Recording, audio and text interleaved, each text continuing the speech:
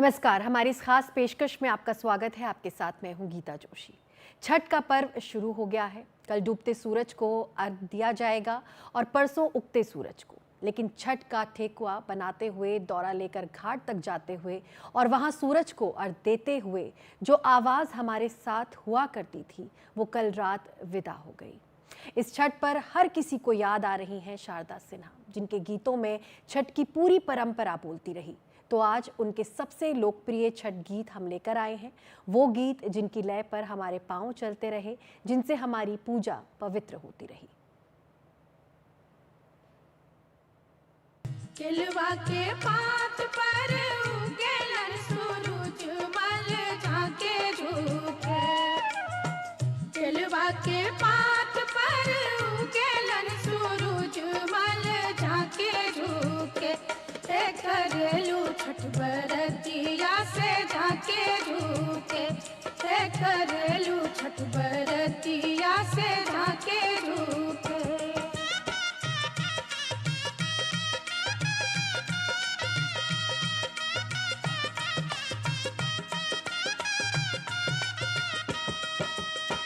हम तो से पूछी बरतिया है, बरतिया से केकरा लागी। हम तो से पूछी बरतिया है, बरतिया से केकरा लागी। सोना सट दुनिया ओ दीनाना के घूमै छ संसार, के घूमै छ संसार। सोना सट दुनिया हो दीनाना के घूमै छ संसार।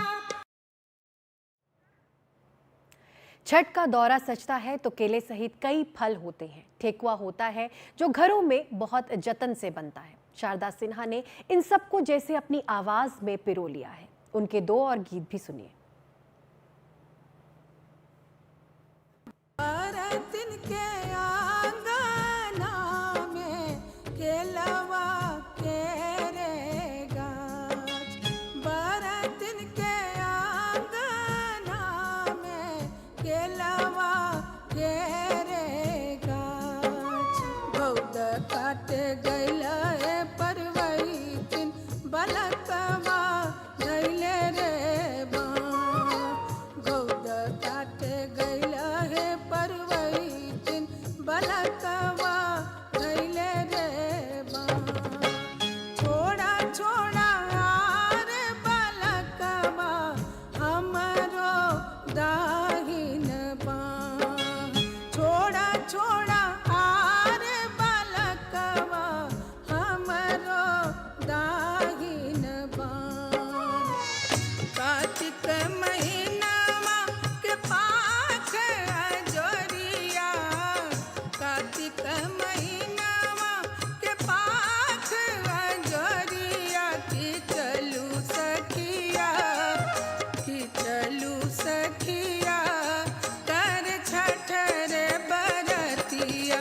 कि चलू सखिया कर छठ रे बरतिया। चलू सखिया कर छठ रे बरतिया। चलू सखिया कर छठ रे बरतिया। कार्तिक महीनावा के पाख अजोरिया। कार्तिक महीनावा के पाख अजोरिया। कि चलू सखिया। गाम के अधिकारी तोहे बड़का भैया हो। गाम के अधिकारी तोहे बड़का भैया हो। आहे बड़का भैया हो। भैया हाथ दस पोखरी कुनाए दिया। चंपा फूल लगाए दिया रे। भैया हाथ दस पोखरी कुनाए दिया। चंपा फूल लगाए दिया रे।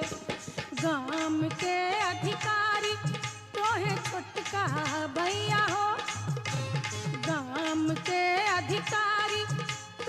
छोटका भैया हो, आहे छोटका भैया हो, भैया हाथ दस पोखरी खुलाए दिया। दौरा घाट पर पहुंच चुका है। डूबते सूरज की मध्यम होती रोशनी में नदी के कांपते पानी में दियों भी उतारे जा रहे हैं और शारदा सिन्हा के गीतों के पंखों पर जैसे हर कोई उड़ान भर रहा हो। पटना के घाट पर हम हुअरगिया के बहिरे छठी मैया, हम ना जाइब दूसर घाट देखब है छठी मैया, हम ना जाइब दूसर घाट देखब है छठी मैया।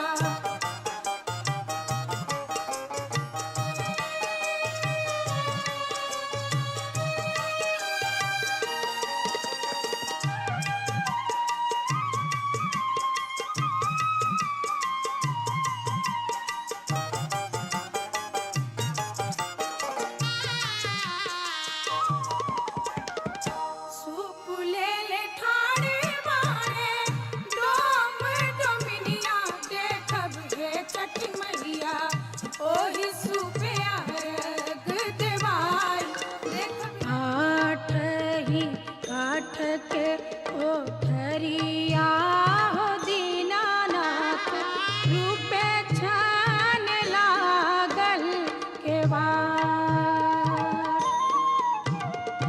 आठ ही काठ के कोठरिया हो दीनानाथ, रूपे छान लागल केवाड़। ताही ऊपर चढ़ी सुतले हे हो दीनानाथ, बाजी के बड़वा दहिले ठाड़। ताही ऊपर चढ़ी सुतले हो दीनानाथ। अब सूरज से प्रार्थना का समय है। छठ मैया से वरदान मांगने की घड़ी। आस्था के इस रंग में भी खुली हुई है शारदा सिन्हा की आवाज। कोने खेत जनमल धान सुधान हो, कोने खेत डट हर पान। ए माई कोने कोकिली हले जनम रे, सूरज देव उठा सूरज भइले बिहान। ए माई कोने कोकिली हले जनम रे, सूरज देव उठा सूरज भइले बिहान।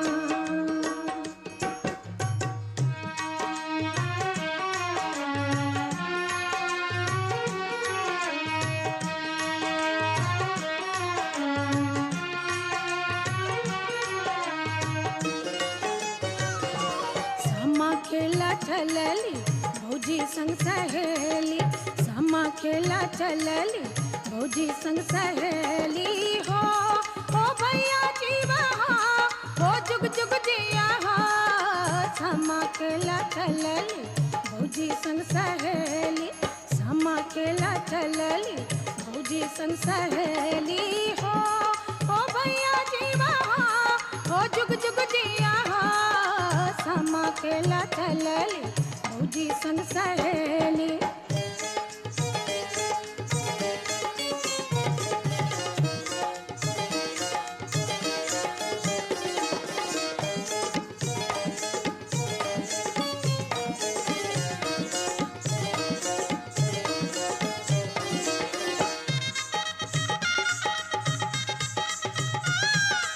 सासू मांगे बेटवा ननद मांगे भैया, माई के दमत बाजे पानी है सहैया। बुढ़िया के कायावा के कंचन तू बनावला, सबके करमिया के तू ही ता जगवला, तू ही ता जगवला। बाजे आजू तो हरे बदैया हे छठी मैया, उगी है सूरज गोसैया हो। अरे दिदिलै हो बाबू निर्मल होई हा,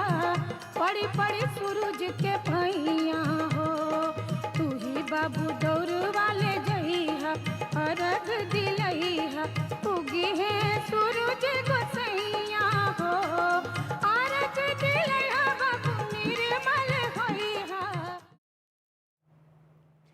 छठ का पर्व एक यात्रा की तरह है। आस्था की नाव से सूरज को छुआने तक की नदी कुछ फैल जाती है, सूर्यदेव कुछ पास आ जाते हैं, सबको दिशा देती है शारदा सिन्हा की आवाज की पतवार। सूरज के रथ मैया जोड़ल सातो घोड़वा सूरज के रथ मैया जोड़ल सातो घोड़वा सातो घोड़वा हो पश्चिम दिशा में दौड़ल जाए हो।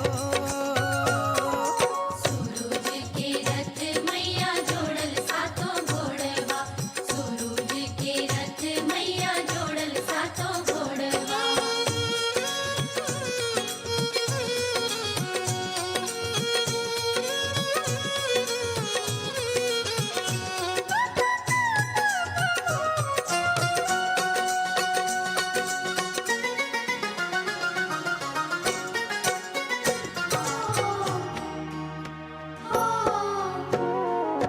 नदिया के तीरे तीरे आयल छठी मैया सेवक तोहार छठी मैया सेवक तोहार। नदिया के तीरे तीरे आएला छठी मैया सेवक तोहार छठी मैया सेवक तोहार। घाट सोबे परम मनोहर मैया तोरा बंदनवा।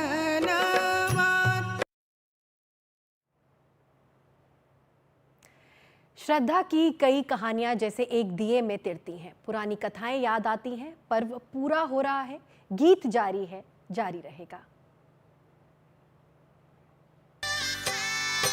कार्तिक मास इजोरिया सतमी तिथि आयल रे कार्तिक मास इजोरिया सतमी तिथि आयल रे ललना देव माता अदिति का पुत्र आदित्य अवतरलनिए। ललना देव माता आदिति का पुत्र आदित्य अवतरलनि है।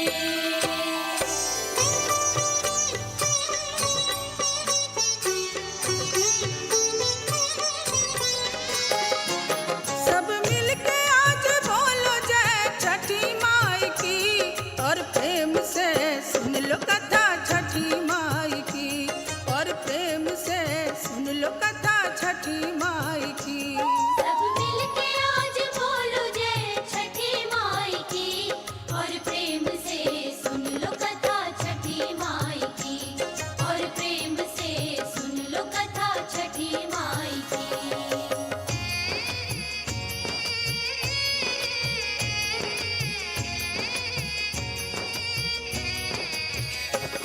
ये बरती सुनो छठ की महिमा आज ध्यान से।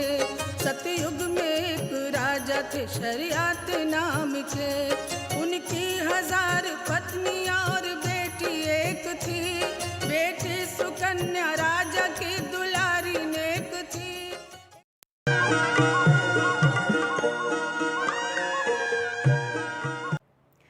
ब्रेक के बाद आपका स्वागत है। बिहार की स्वर कोकिला शारदा सिन्हा के निधन से पूरे देश में शोक की लहर है।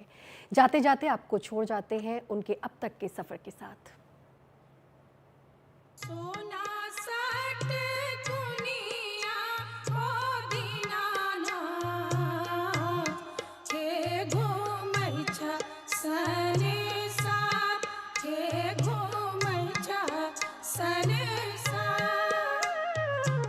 आज छठ के सारे गीत मर्मांतक रुलाइयों में बदल गए हैं। अमरूदिया के पात पर उगेलन सूरज मल झाके झुके। अमरूदिया के पात पर उगेलन सूरज मल झाके झुके। हे करेलू छठ बरतिया से झाके झुके। हे करेलू छठ बरतिया से झाके झुके। नदियां, तालाब, पोखर सब उदास हैं। उनके जल पर तैरते गीत गाने वाली गायिका शोक का एक अध्याय पूरा कर चल बसी। गैया के बंधनवा खुलल, तीनों तीर लोक जागल। अंगना दुआरिया में सुतल वनरिया भागल। सोनवा के सुपवा सुहावन लागे रे। सांसों की लय का नाता हमेशा हमेशा के लिए तोड़ लिया। सोनवा के सुपवा सुहावन लागे रे। पूर्व दिशा में माई है सूरज जागे रे। बहुत ज़्यादा थक गई हैं माँ इस वक्त, तो क्योंकि बीमारी और दर्द और परेशानी बहुत ज़्यादा थी। और सबसे बड़ी बात है कि पिताजी का देहांत हुआ था 1 महीने पहले। उस चीज़ ने उनको तोड़ दिया पूरी तरह से, और उसकी वजह से समझिए कि मनोबल टूटा थोड़ा, तो बीमारी चढ़ बैठी। अदरवाइज़ उनका मनोबल जब तक अच्छा था, काम कर रही थी, सब कुछ साथ चल रहा था। और पिताजी का जाना एक बहुत बड़ा शौक था। चादर उघारी जब देखले हो दीनानाथ, कोना संकट पड़ल तोहार। चादर उघारी जब देखले हो दीनानाथ, कोना संकट पड़ल तोहार। नैना संकट पड़ल मोरा हो दीनानाथ। ओहिला के बड़वा धैले ठाड़। शारदा सिन्हा 1951 में सुपौल में जन्मी। बेगूसराय में ब्याही गई। सुरों की सरस्वती उनके गले में बसती थी। कोने खेत डट हर पान, ए माई कोने कोकिली हले जन्म रे। सूरज देव उठा सूरज भइले बिहान। लोक की सुवास में उनके संगीत का मायका था। शुरुआत उन्होंने मैथिली गीतों से की, फिर भोजपुरी और मगही गीत भी गाए। 80 के दशक से लोगों ने उनको जानना और पहचानना शुरू किया। अपने छठ गीतों के लिए वो खास मशहूर हुई। कथी बजायब बनती की रहे। कथी बजायब बनती की रहे। बनती की रहे। आहे कहाँ के बजायब राजा हंस चकेबा के लब है।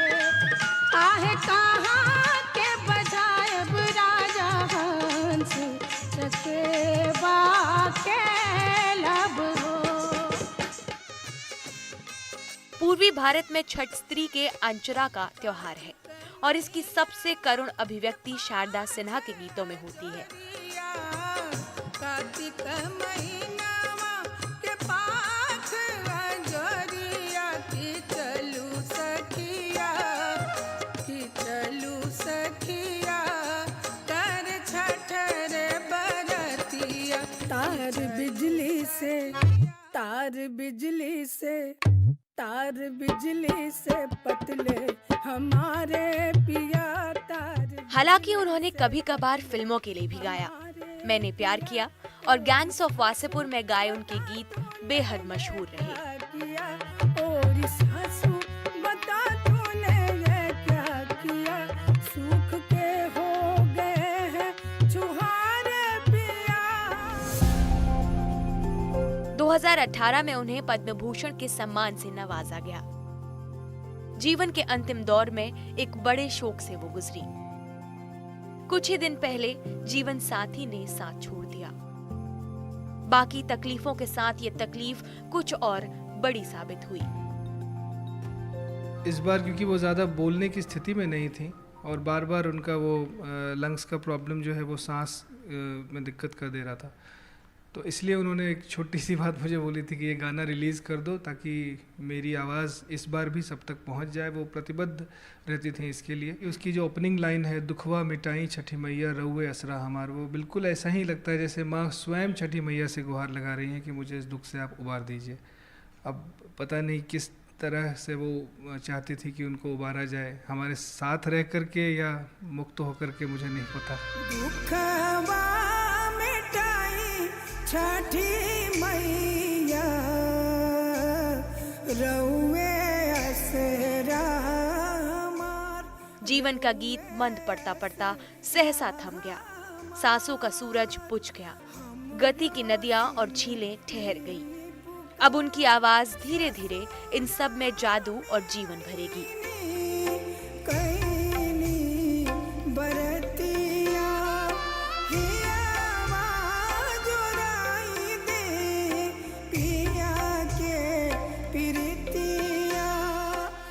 लोग त्योहार मनाएंगे, उनके गीत गाएंगे और उन्हें याद करेंगे।